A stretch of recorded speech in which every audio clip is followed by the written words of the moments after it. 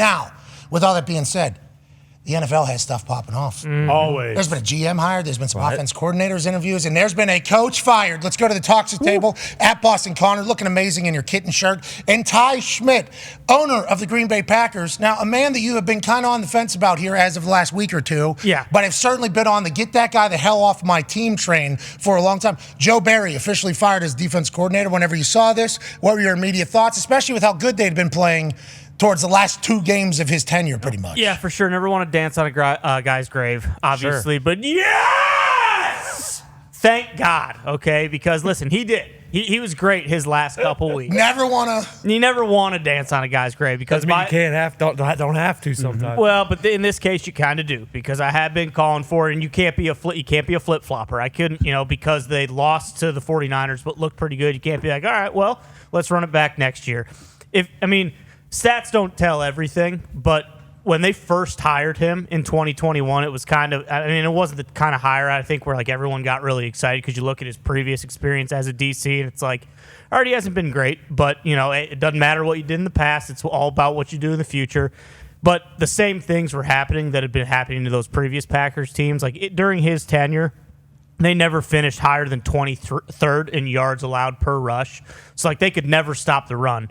In the NFC, especially in that conference, people are just running it down their throat. When you get into championship games, it's happened several times over the last few years where the 49ers, it's like it doesn't matter who they have playing quarterback because they can just run it 40 times. And in that NFC championship we talk about all the time, they had 186 yards or whatever it was before contact. Exactly. Not total rushing. And before contact they had. Right, and they had. Against the Bears in Week 18, they looked much better. And then obviously in both playoff games, the Cowboys' offense is unbelievable. So is the Niners, and they were pretty good. But when you look at what he's done as the Packers DC, it's 28th in rushing yards allowed per game this year. That's terrible. Can't win with that. Last year they were 26th in rushing yards allowed, per game. They have 8 first-round picks on defense. That was kind of the whole thing. Is hey, they need to find someone who can come in here and get the most out of all the talent that they have on the defense. And for whatever reason, he wasn't able to do it because it was especially when Rodgers left and Love was the quarterback, the general narrative going in was hey, the defense is kind of primed and ready to take the reins and kind of carry this team while Jordan Love's getting his feet wet and getting ready. And it just never happened. And then obviously Jordan Love kind of emerges, and it's okay, he is the guy. The team. Exactly, and he ends up carrying the team. So it's one of those things where, again, he got much better, but a change was absolutely needed.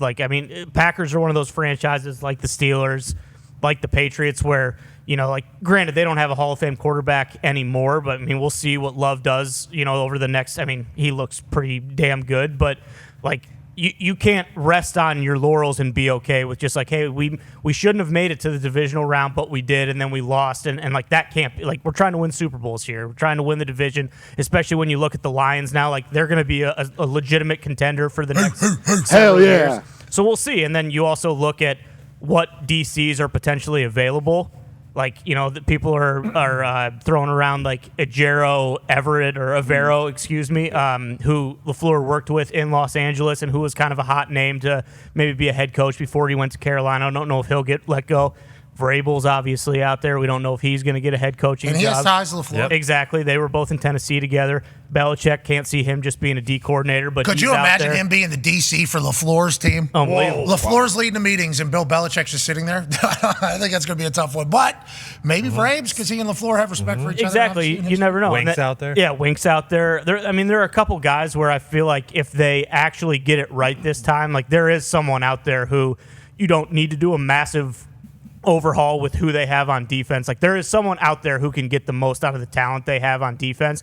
And if their defense is a top 12 or a top 15 unit next year, that, they look much different than a 9-8 team who kind of limped into the playoffs than they did this year. I think they can be legitimate contenders with how well the offense did down the stretch. So very excited. Obviously, it sucks for him, but they're saying he may stay on in some sort of capacity. I don't know what good that. For him. I don't know. Pete Carroll. Yeah, exactly. Yeah. I don't know what that would be. I don't know why you would want to do that after you get shit canned as the D coordinator. I have a feeling you'd probably want to get the hell out of town. But either way, great day for Packers fans. Kind of shaking off the that that bad taste in our mouth from Santa Clara. So well, and then George Kittle. yeah, exactly. Which I didn't mind that. Hey, that's good. That's good shit talk. I appreciate that. Giorgio's an Iowa guy, so I love and respect him. But no, it was a great day for Packers fans because I really was. As we were getting through the playoffs, I was thinking, okay, well he's done enough in these last 3 games. Like they're going to keep him, and then it's going to be more of the same next year, and then we'll see. Maybe they have 2 or 3 games where it's like, oh, they might be figuring it out, but